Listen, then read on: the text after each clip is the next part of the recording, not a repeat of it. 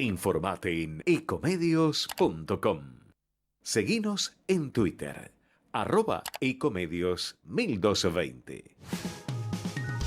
Las claves de la información, seguilas en Asteriscos, con José Calero e Iván Damianovich.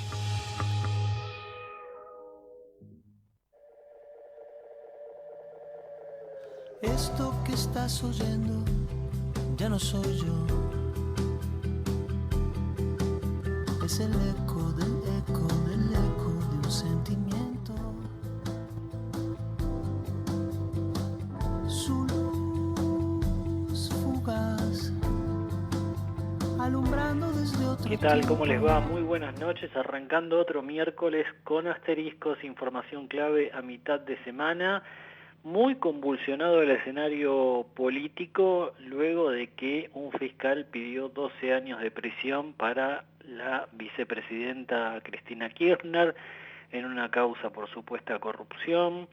Bueno, su casa, su departamento en Recoleta se convirtió en un lugar de peregrinación para toda la feligresía camporista, incidentes entre los manifestantes y la policía de la ciudad, idas y vueltas, negociaciones políticas para tratar de que los enfrentamientos no llegaran a mayores, y una Cristina Kirchner que siempre sale con su pensamiento lateral y pone en un brete a la oposición, porque ¿qué dijo Cristina Kirchner? Bueno, se reunió con los legisladores y sostuvo que hay que repensar la forma en que se administra la ciudad de Buenos Aires. Recordemos que por la reforma constitucional, la última reforma constitucional, se acordó una autonomía para la ciudad de Buenos Aires que antes dependía del gobierno federal, y a partir de esa reforma, bueno, se creó la jefatura de gobierno, ¿no? El jefe de gobierno porteño. Ahora Cristina quiere volver sobre esos pasos y revisar esa reforma constitucional. Bueno, hay polvareda entre los dirigentes de la oposición, de Juntos por el Cambio, muchas críticas cruzadas, y otra vez el ruido político complica la economía. Una economía que ya venía bastante complicada, pero hoy el Banco Central cumplió una pérdida de reservas por más de 1.500 millones de dólares en agosto. En un solo mes el Central perdió esa cantidad de reservas, y atención, a pesar de que en las últimas 15 jornadas el Banco Central logró comprar divisas. Sigue cayendo el nivel de reservas y se acumulan los rumores, las versiones sobre la posibilidad de que se produzca una devaluación en la Argentina. Los números negativos reavivaron la posibilidad de que el gobierno cree un llamado dólar soja que se extendería solo por septiembre y por el cual los productores podrían liquidar soja, granos de soja a 200 pesos, a un valor de 200 pesos por dólar. Recordemos que ahora reciben alrededor de 140 pesos menos las retenciones. Bueno, se reavivó eso porque Sergio Massa está viendo que las reservas netas del Banco Central tienden a cero, y cuando eso ocurra puede venir una devaluación descontrolada. El gobierno ya negó esa posibilidad, pero los números no lo ayudan a negarla porque las reservas caen cada vez más. Cuando Massa asumió había prometido que lograría que los productores liquidaran alrededor de 5.000 millones de dólares. Hasta ahora, de eso ya pasaron varias semanas, no hubo prácticamente liquidación, los productores siguen sentados sobre los granos, esperando que el peso se deprecie más, que reciban más dólares por su producción. Mientras tanto, los aceiteros, los cerealeros dicen, hasta ahora el gobierno no ha confirmado, no ha tomado ninguna decisión. Nosotros seguimos a la espera y no depende de nosotros liquidar divisas, sino de los propios productores, que son los que en definitiva ponen a disposición de la agroindustria la venta de cereales oleaginosas hacia el exterior.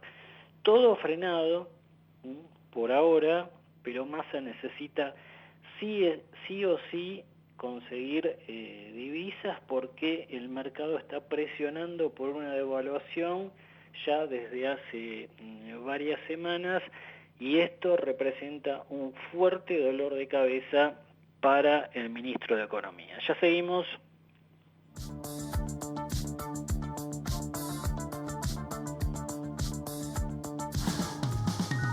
Asteriscos. Información clave a mitad de semana.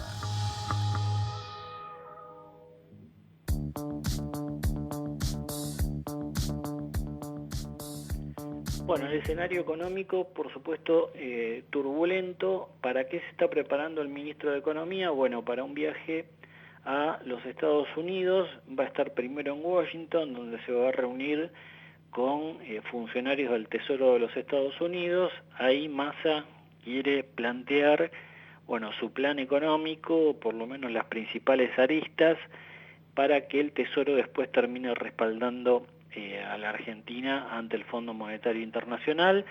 Luego el ministro se va a reunir con la jefa del Fondo Monetario, Kristalina Georgieva.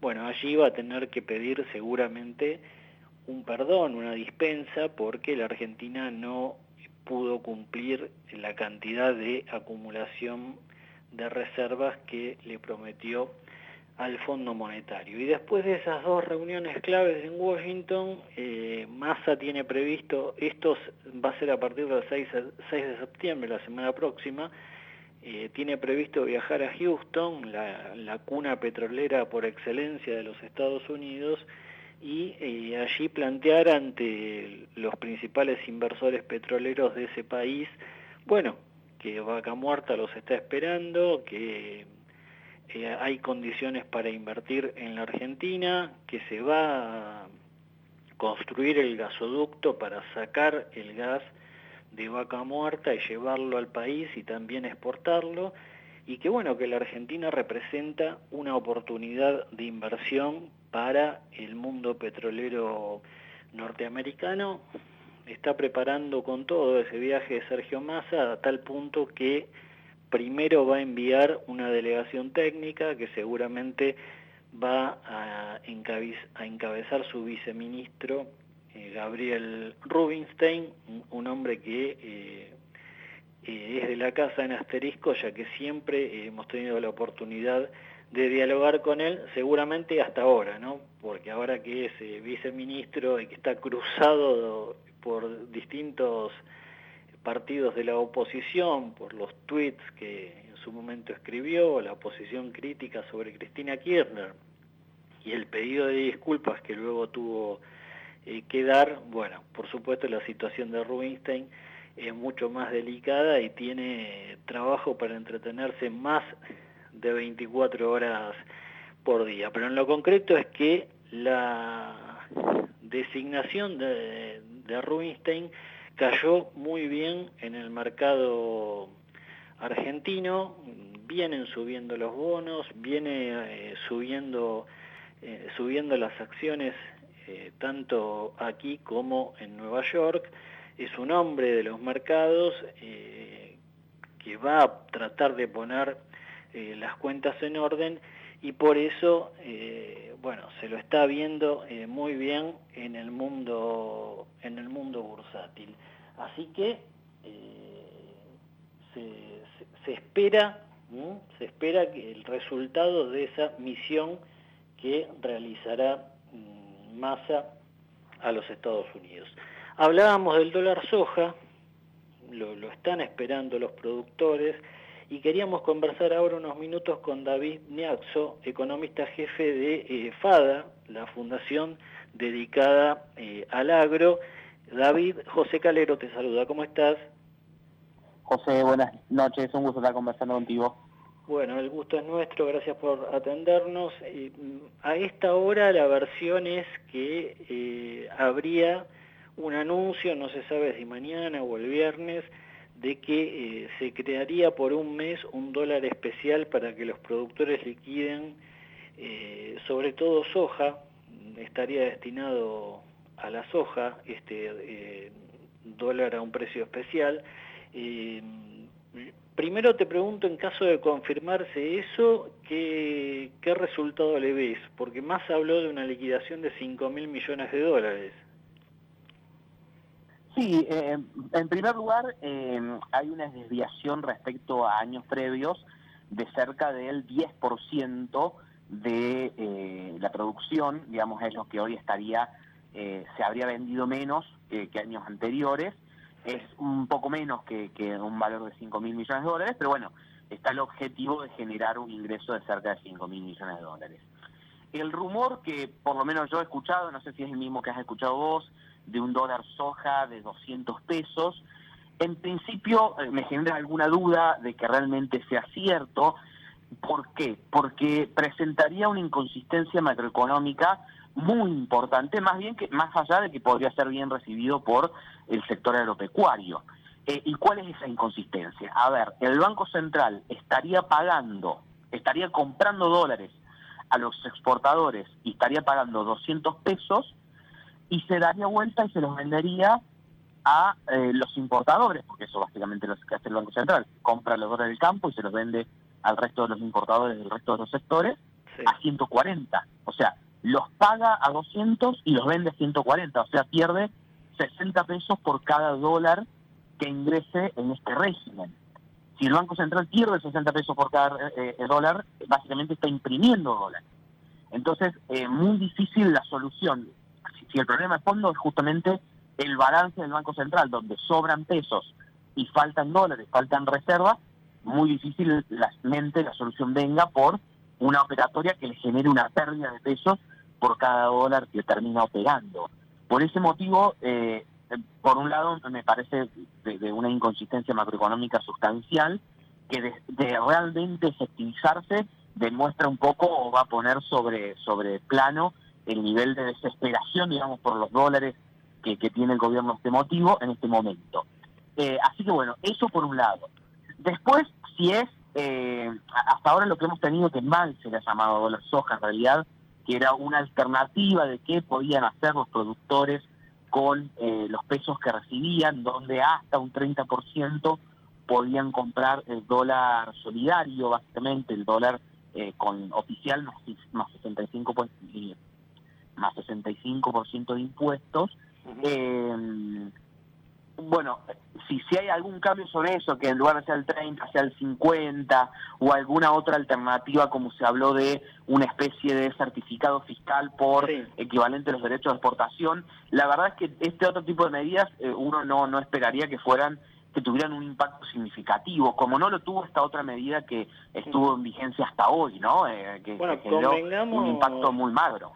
Convengamos, David, que sería una inconsistencia más, ¿no? No es que la macroeconomía argentina no tenga inconsistencias, es una tras otra. Sí, tal cual, como decís vos, sería una inconsistencia más, pero bueno, ahí también justamente está un poco la definición de cuál es el diagnóstico y cuáles son las soluciones. Si miramos en realidad los números, vemos que en realidad no han faltado dólares. O sea, el diagnóstico no es que faltan dólares. El diagnóstico es que sobran pesos en un contexto de un tipo de cambio oficial atrasado. Sí. No es que faltan dólares, porque de hecho nosotros en FADA sacamos un informe hace muy poquito donde mostramos que las cadenas agropecuarias e industriales en los primeros 6 meses del año generaron exportaciones por 31.000 millones de dólares. 21% más que el año pasado. Y récord histórico absoluto. Es decir, en ningún semestre en ningún primer semestre de ningún año ingresaron tantos dólares como en este. Entonces, vos ahí terminás viendo que no es que faltan dólares, lo que sobran son pesos. Y esta medida sí generaría un ingreso más rápido de dólares que se está retrasando, pero a costa de generar más exceso de pesos. Por eso realmente me sonaría muy raro que la solución termine viniendo por ahí, básicamente porque cualquier economista que le dedique 2 minutos a analizarlo, te va a decir algo muy similar a lo que estoy diciendo yo, entre esos el propio Rubinstein que vos acabás de nombrar. Yo creo que nunca podría pasar por el análisis de un macroeconomista, que a alguien se le haya ocurrido, que a alguien le parezca buena idea, que alguien lo haya circularizado, es probable, pero de ahí a que realmente se tome la medida me sonaría esto, muy inconsistente. Como decís vos, la economía ya está llena de inconsistencias, pero bueno, en realidad no solucionaría nada, sino que justamente esto observaría en mayor medida el problema. Ahora, analizando por volumen, por cantidad de toneladas, la liquidación de exportaciones de soja, ¿cómo estamos respecto de años anteriores, David? Estamos cerca de 10-12 puntos de la producción por debajo, con una producción de unas 44 millones de toneladas. Estamos hablando de casi 5 millones de toneladas, menos que años anteriores, que el año pasado. Está bien, el año pasado hubo mayor producción, por lo tanto la diferencia es un poquito superior, pero en términos de porcentaje de la producción estamos hablando de cerca de 5 millones de toneladas de soja que se han vendido menos que años anteriores, a un valor de unos $600, para redondearlo, estamos hablando de unos 3.000 millones de dólares que está retrasada la comercialización de soja.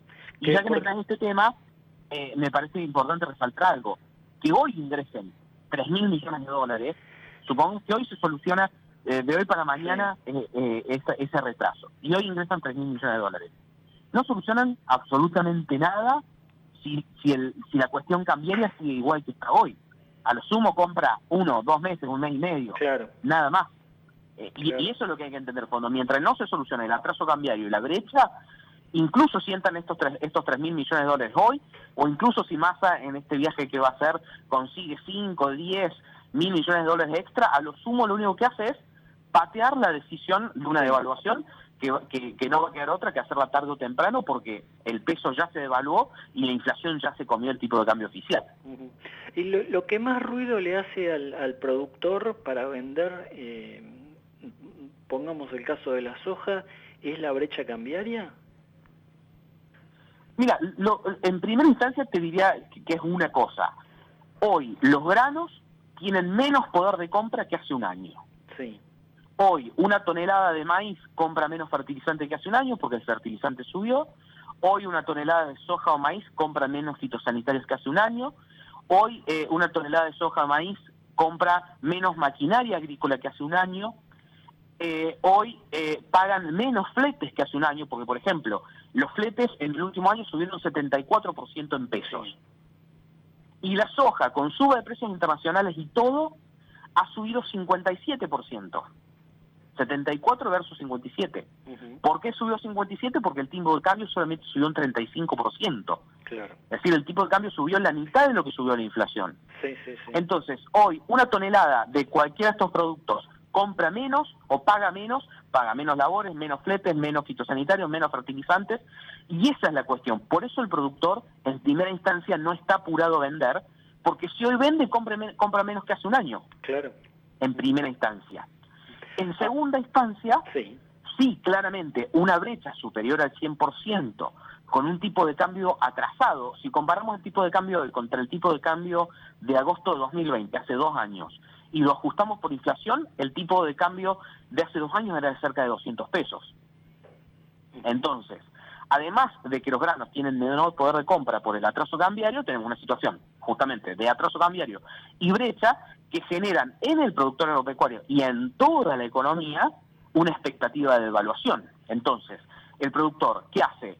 Me quedo con granos que a nivel internacional siempre están denominados en dólares y que tarde o temprano van a valer lo que tienen que valer, o me quedo con los pesos que con la venta estoy comprando menos que hace un año. Entonces decide quedarse con los granos e ir vendiéndolos a medida que necesita capital de trabajo. Por ejemplo, va a haber hubo venta en agosto, si bien fue baja, va a haber en septiembre, va a haber en octubre, porque el productor necesita comprar fertilizantes, comprar semillas, fitosanitarios, pagar labores, porque empieza la cosecha, empieza la siembra de maíz y soja a partir de ahora de septiembre. Entonces va a seguir vendiendo porque necesita capital de trabajo, pero no va a vender más de lo que necesita cuando en su campo tiene guardado un grano que a nivel internacional vale en dólares y acá le quieren pagar un dólar de 140 menos los derechos de exportación, un dólar de 90 y pico cuando el dólar de verdad vale 300. Esa es la cuestión, esos dos factores, digamos. Tendría que sumarse una liquidación fuerte por parte de los productores por estos 3.000 millones que vos estimás, David. A eso debería sumarse una fuerte ayuda internacional de organismos como el Fondo Monetario y otros organismos internacionales para frenar la expectativa de devaluación que hay, porque sea en octubre, sea en noviembre, existe una expectativa de devaluación muy fuerte, ¿no? Sí, en realidad, una cosa que me gusta decir a mí es que el peso ya se devaluó. Claro, sí, Ya la gente está dispuesta a deshacerse de sus pesos a 300 pesos por dólar. El tema es que el gobierno no lo está reconociendo en el tipo de cambio oficial. Y hay expectativa de devaluación, principalmente, además de por esta situación, porque el Banco Central ya no tiene dólares. Si vos la única forma de sostener esto es con un fuerte cepo cambiario, con un fuerte cepo importador y con un Banco Central que va vendiendo dólares, claramente no es sostenible.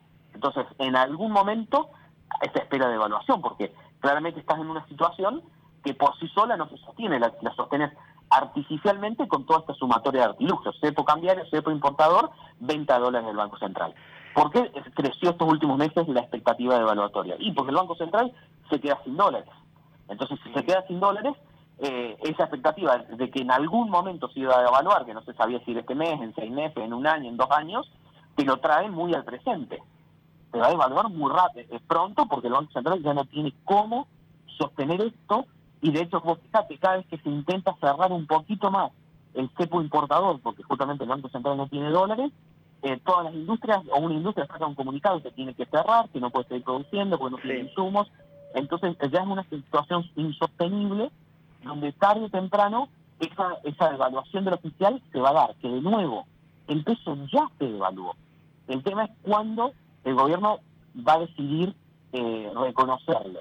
Y a lo sumo, lo que decíamos recién, puede postergar esa decisión. Bueno, en vez de tomarla hoy, la toma en un mes, en 3 meses, en 6 meses, en un año, pero es postergar la decisión porque el problema ya existió. O sea, la inflación ya se comió el tipo de cambio oficial y el peso ya se devaluó. Entonces, es cuestión de cuándo se reconoce, cuándo se sincera esa realidad, y no de si se debe o no se debe, o el gobierno quiere o no quiere, sino cuándo ese sinceramiento sucede.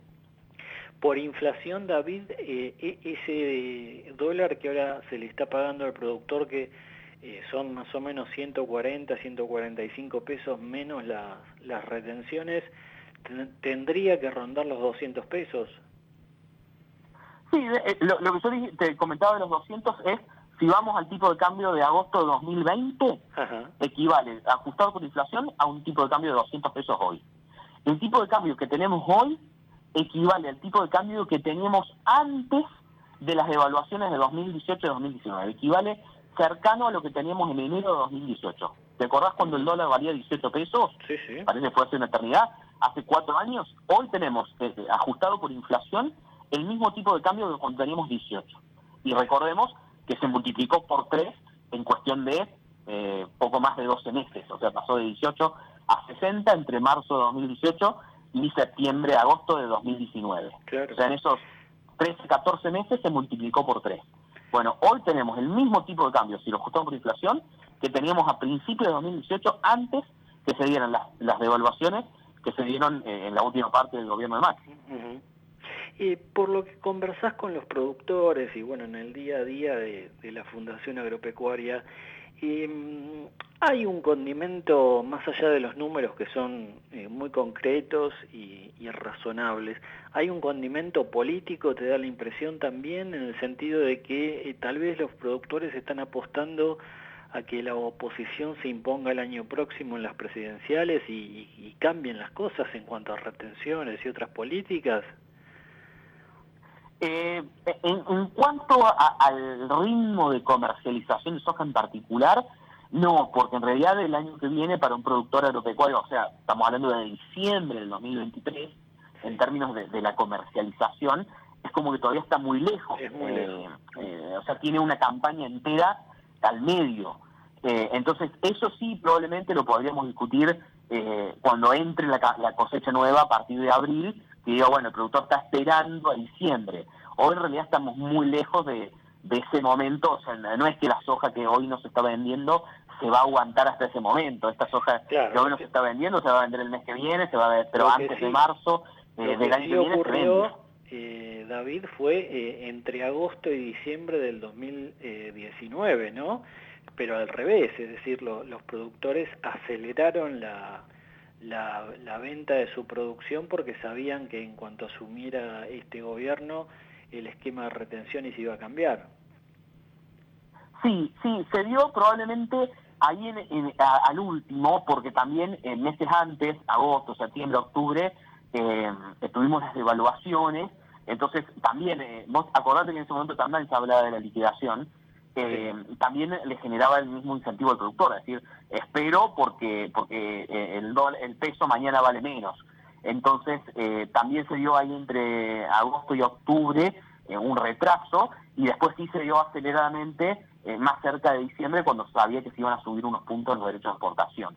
Después también se dio en 2015, cuando justamente se estaba esperando que hubiera unificación cambiaria. También, si te acordás, en ese momento teníamos un tipo de cambio oficial de 9 y un dólar libre de 15, Sí. Entonces se estaba esperando la unificación cambiaria, y se estaban también esperando reducciones de derechos de exportación. Entonces ahí a finales de 2015 también se dio un retraso y una fuerte venta a partir de diciembre y enero. Pero bueno, por eso te digo, es una situación como esa, que es la que vos justamente me estabas planteando, podríamos estar hablando acerca de junio, julio del año que viene, un efecto como ese eventualmente.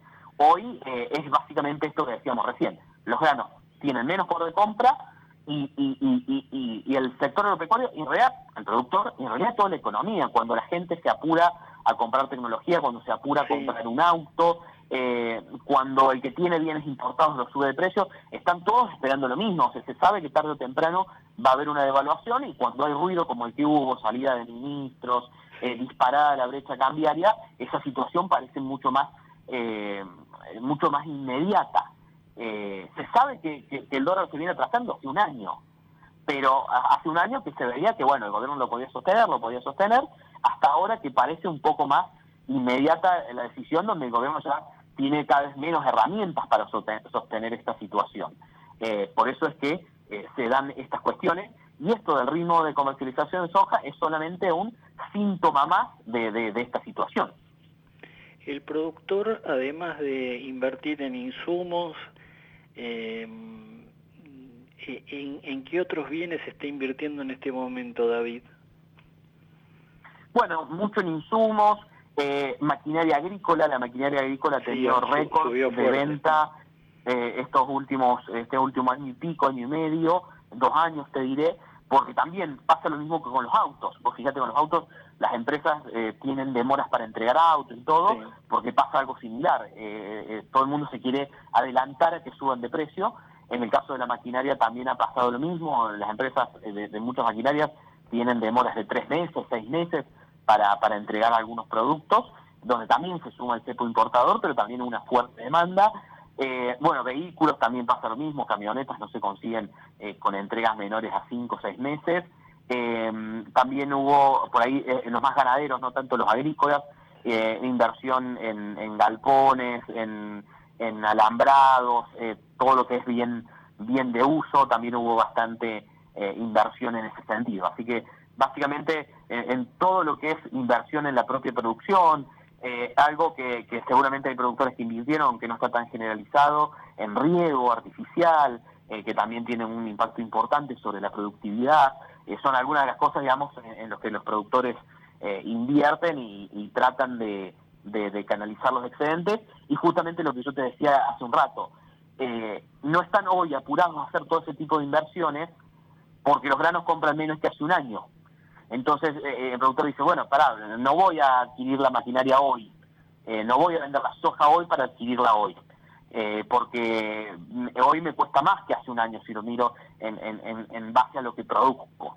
Entonces decide no vender y espera, básicamente, que es lo que estamos justamente conversando. David, gracias, que te vaya muy bien.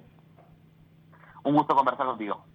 Ahí estaba el economista jefe de la Fundación Agropecuaria para el Desarrollo de la Argentina, FADA, David Miaxo, comentando, bueno, con mucha claridad y precisión cuál es el escenario agropecuario en la Argentina, pero sobre todo cuál es el impacto que está teniendo el atraso cambiario y la posible implementación de este dólar soja sobre uno de los sectores productivos más importantes del país, que es el eje agroindustrial. Vamos la radio, somos tu voz, vamos con Eco, siempre la verdad y la mejor información. Estamos llenos de historias verticales.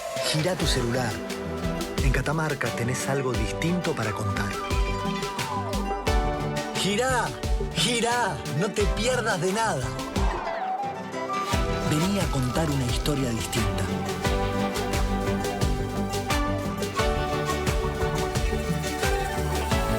¿Querés descubrir algo distinto? Girá y vení a Catamarca.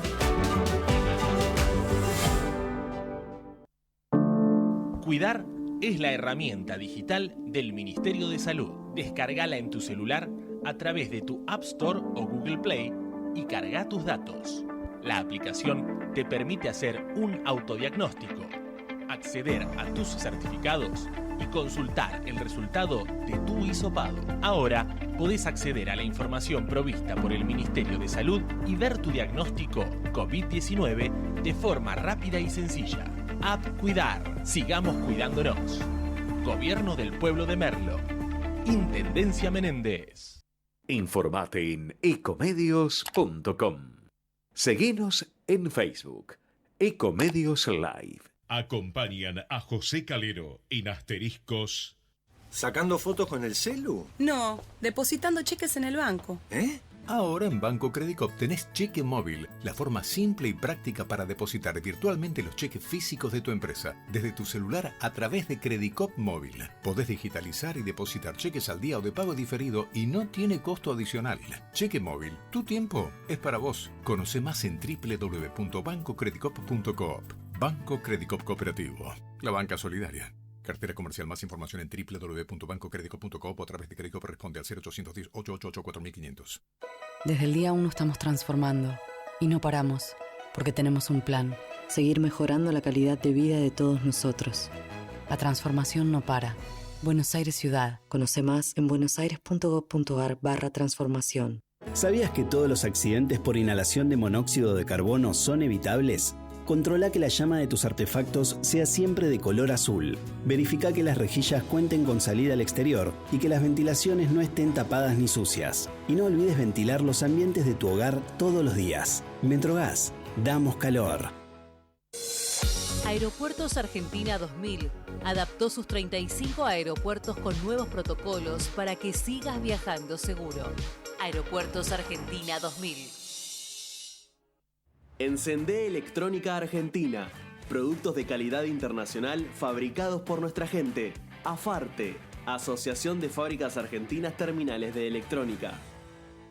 Llegaron los nuevos préstamos personales del Bicentenario del Banco Provincia. A tasa fija y con la cuota más baja del mercado. Gestionalo 100% online desde BIP, de manera rápida y segura. Grupo Petersen, desde 1920, construyendo el país.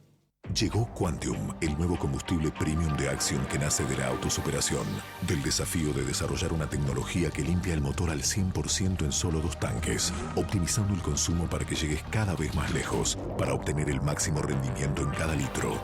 Nuevo combustible premium Quantium, supera los límites. Encontralo en las estaciones Axion Energy. Comparado con nuestra formulación anterior, de acuerdo a los ensayos ASTM-D 6201 XUD9 y DW10B, estándares de la industria, el motor se limpiará completamente en 2 tanques. Los resultados pueden variar según el vehículo y el uso. Convivir es cuidarnos. Legislatura de la Ciudad Autónoma de Buenos Aires. BGH, Más de 100 años de historia en la innovación, el desarrollo y la comercialización de productos y servicios tecnológicos de vanguardia para personas, empresas y gobiernos.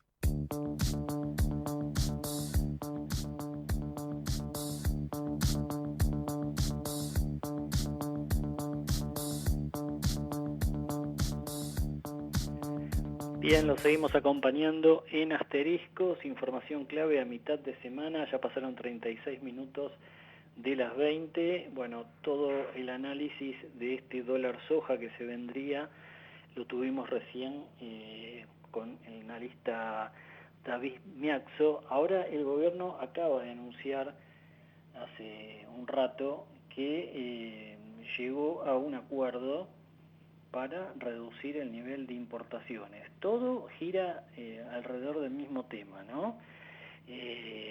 Lo que se está buscando es tratar de que no sigan saliendo dólares de las reservas del Banco Central. Hubo un acuerdo con empresas electrónicas de Tierra del Fuego para reducir importaciones. Con cada uno que se reúne un funcionario de Economía, en este caso fue el secretario de Comercio, Matías Tombolini, le pidieron por favor a las empresas de electrónica que frenen, que disminuyan el nivel de importaciones. Todo para evitar que la Argentina se quede sin reservas. Vamos a escuchar ahora un audio, una declaración que nos hizo el constitucionalista Daniel Sapsay.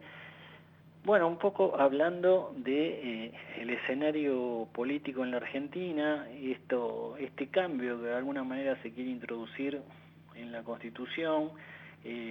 Lo escuchamos y lo comentamos.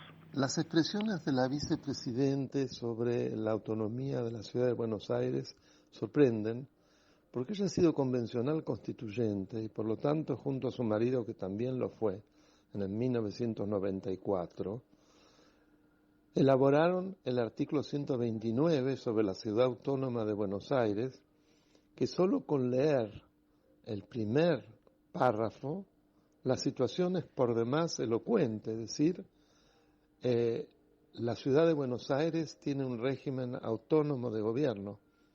¿Qué más puede decir? Y yo invito a los oyentes a que lean el resto y van a ver que luego lo que se va enunciando son las distintas características de esta autonomía que acentúan lo que yo acabo de decir.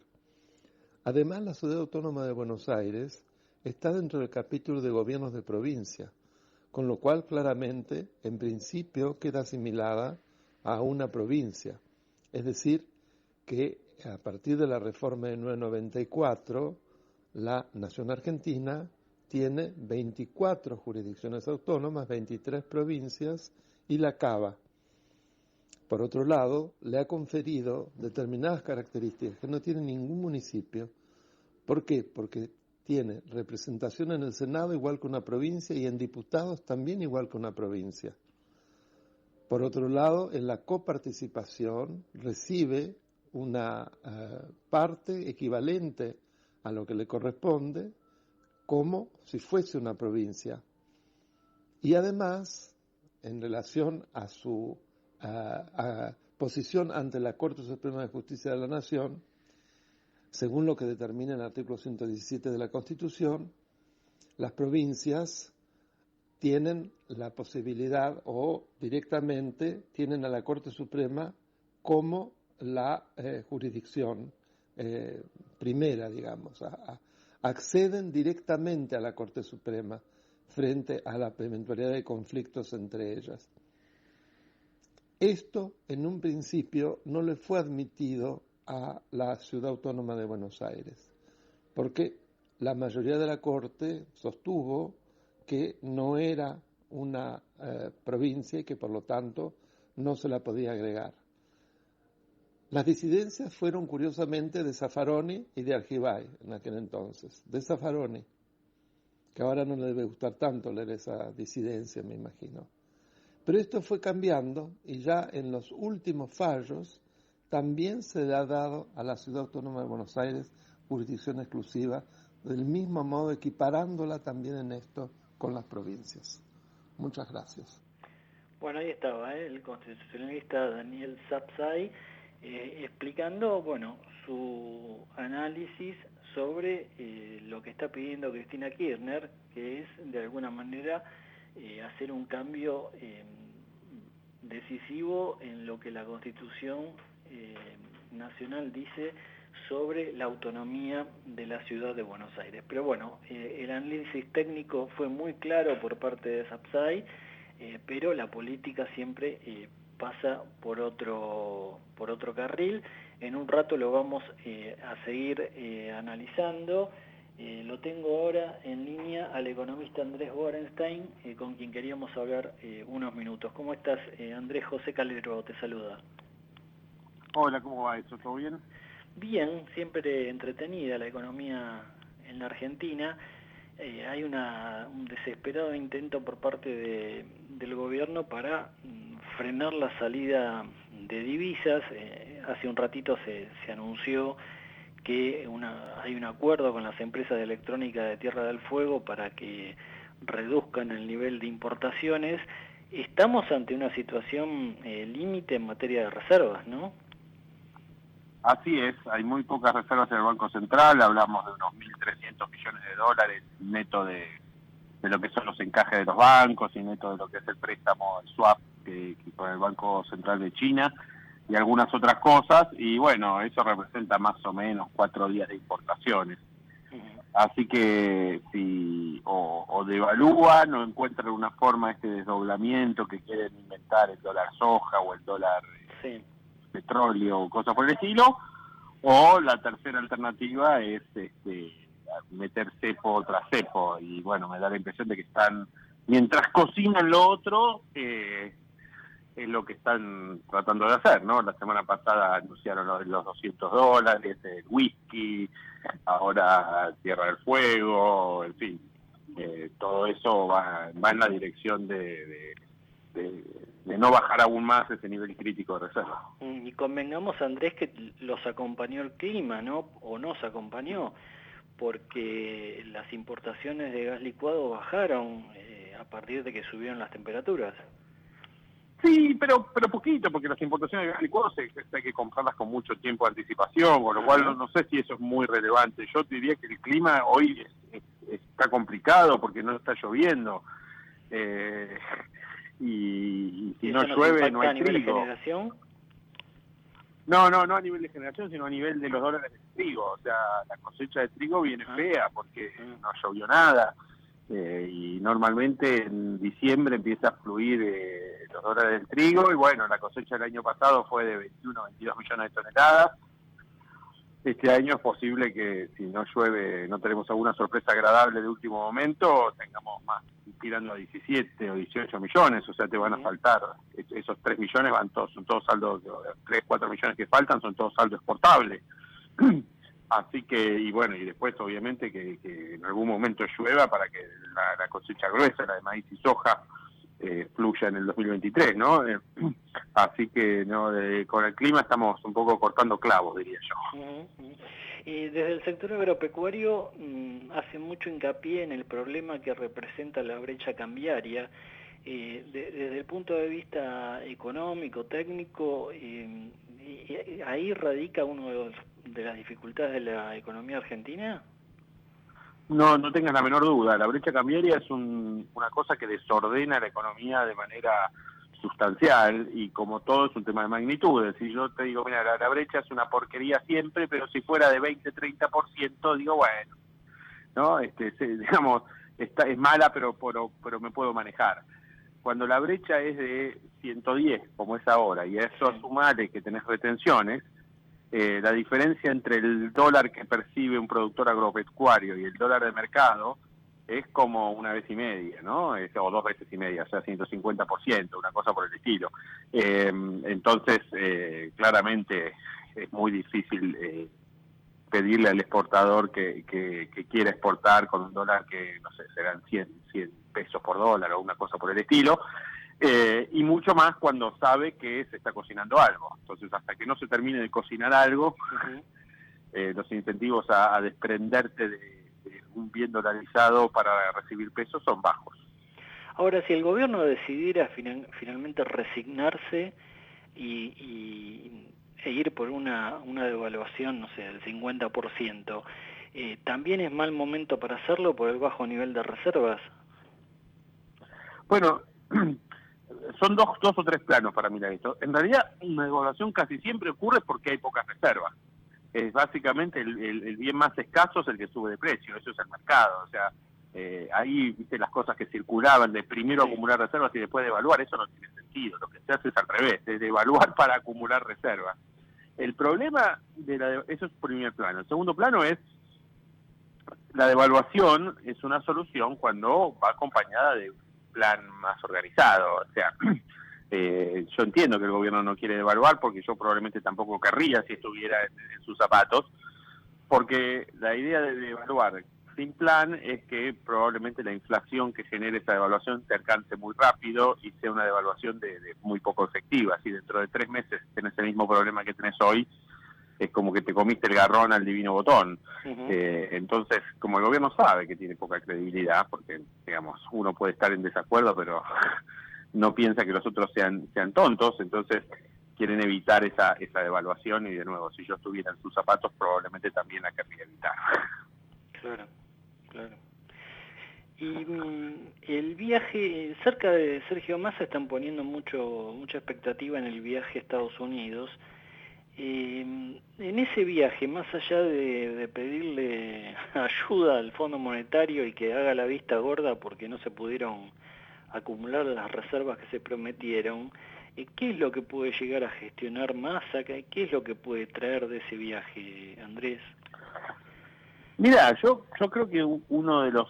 Yo no estoy tan seguro que le estén poniendo muchas fichas. Yo creo que una de las cosas que aprendió Massa es que cuando hizo todo el aparato y la operación de comunicación con su llegada y la del superministro y todo ese tipo de cosas, que fue verdaderamente una operación mediática, el problema de que cuando generás muchas expectativas, después la realidad, ¿no? Como dice, la diferencia entre la expectativa y la realidad es dura. Entonces yo creo que quizás con buen tino, por lo menos mi percepción, ¿no? Es que no hay tanta expectativa con este viaje a Estados Unidos. Que sí, van a hablar con el FMI, que van a mostrar que algunos deberes hicieron, de hecho hicieron más deberes que Guzmán, o que lo que llevó a Takis, porque por lo menos hicieron una corrección de tarifas, que podrá no ser la mejor corrección posible, pero es mucho más de lo que hicieron los otros, que subieron la tasa de interés. Entonces, digo, son algunas de las banderas que pedía el fondo en su programa.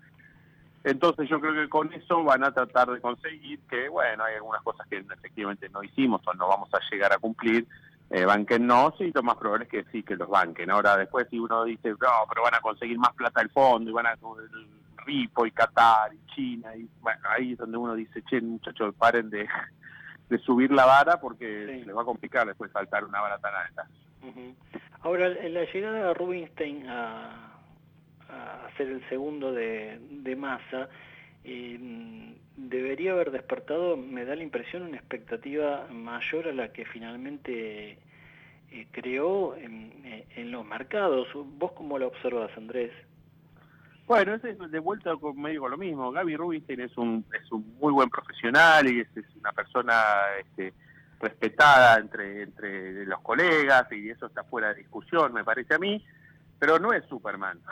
Claro. Entonces, Gabriel Rubinstein es un muy buen economista, pero que es el segundo de Sergio Massa, que a su vez responde a Cristina y Alberto. Y, entonces, digo, si le ponemos la 10, no es Messi. Yo también me puedo comprar la camiseta 10 en el negocio y no voy a ser Messi.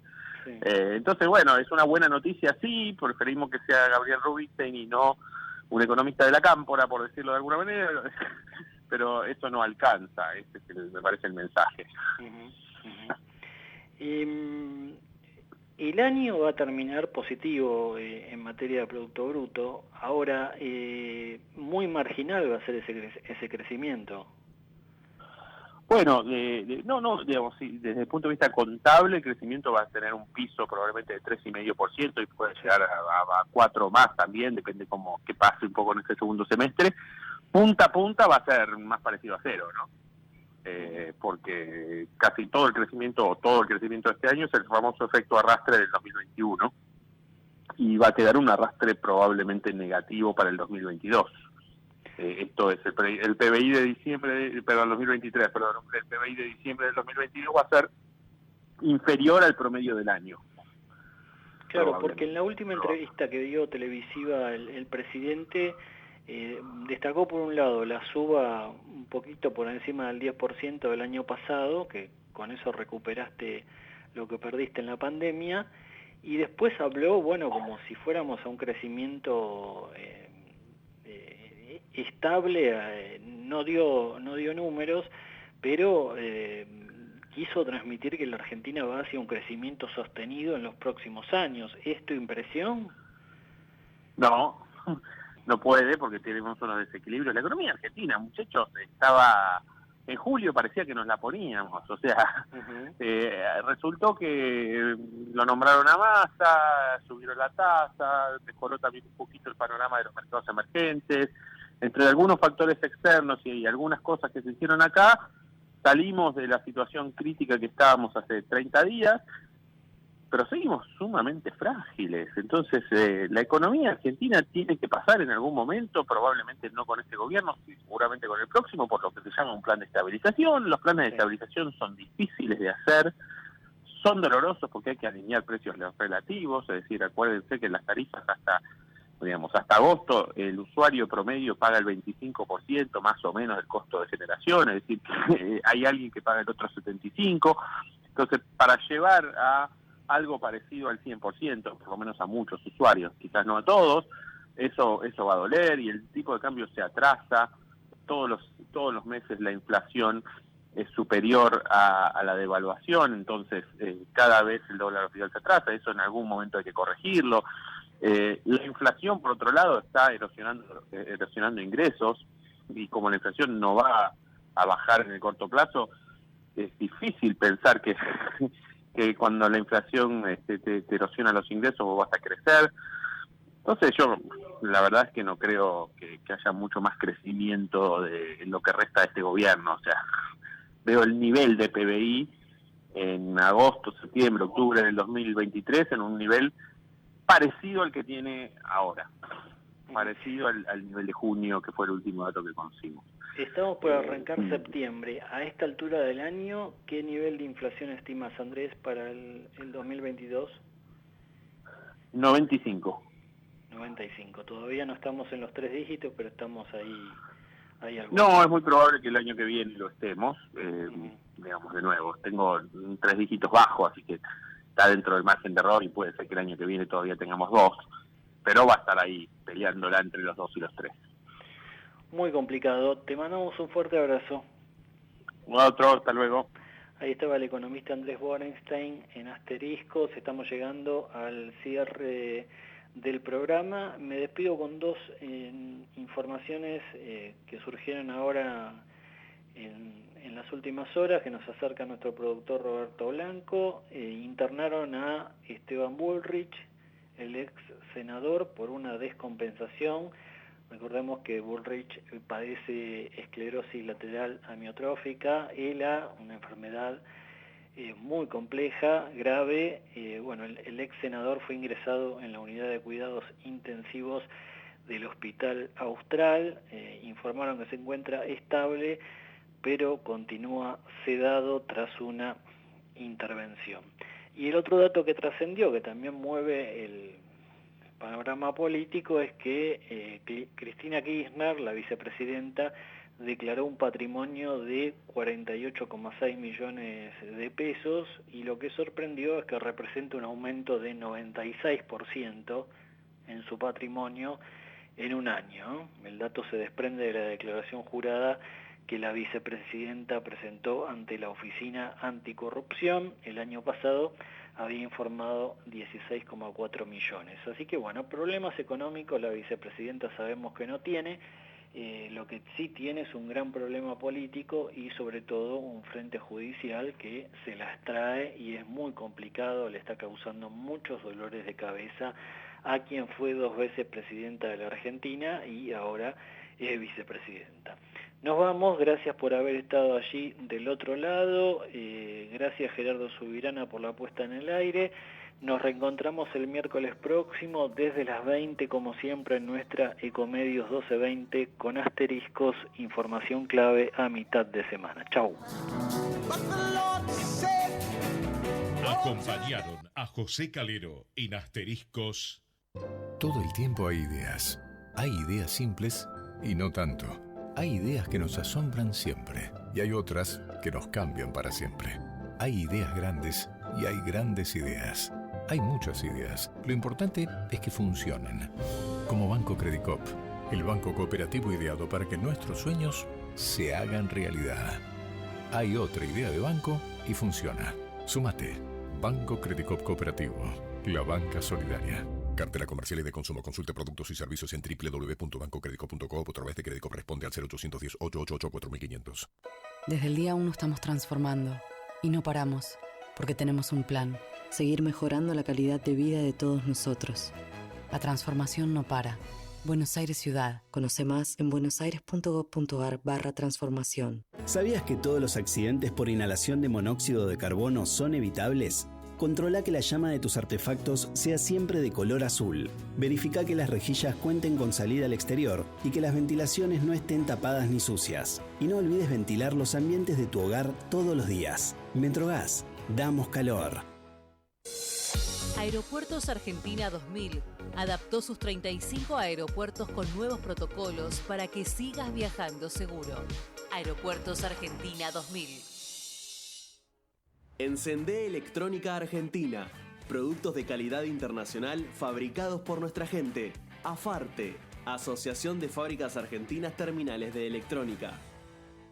Llegaron los nuevos préstamos personales del Bicentenario del Banco Provincia. A tasa fija y con la cuota más baja del mercado. Gestionalo 100% online desde VIP, de manera rápida y segura. Grupo Petersen, desde 1920, construyendo el país. Llegó Quantium, el nuevo combustible premium de Axion que nace de la autosuperación, del desafío de desarrollar una tecnología que limpia el motor al 100% en solo 2 tanques, optimizando el consumo para que llegues cada vez más lejos, para obtener el máximo rendimiento en cada litro. Nuevo combustible premium Quantium. Supera los límites. Encontralo en las estaciones Axion Energy. Comparado con nuestra formulación anterior, de acuerdo a los ensayos ASTM D6201 XUD9 y DW10B, estándares de la industria, el motor se limpiará completamente en 2 tanques. Los resultados pueden variar según el vehículo y el uso. Convivir es cuidarnos. Legislatura de la Ciudad Autónoma de Buenos Aires. BGH, más de 100 años de historia en la innovación, el desarrollo y la comercialización de productos y servicios tecnológicos de vanguardia para personas, empresas y gobiernos.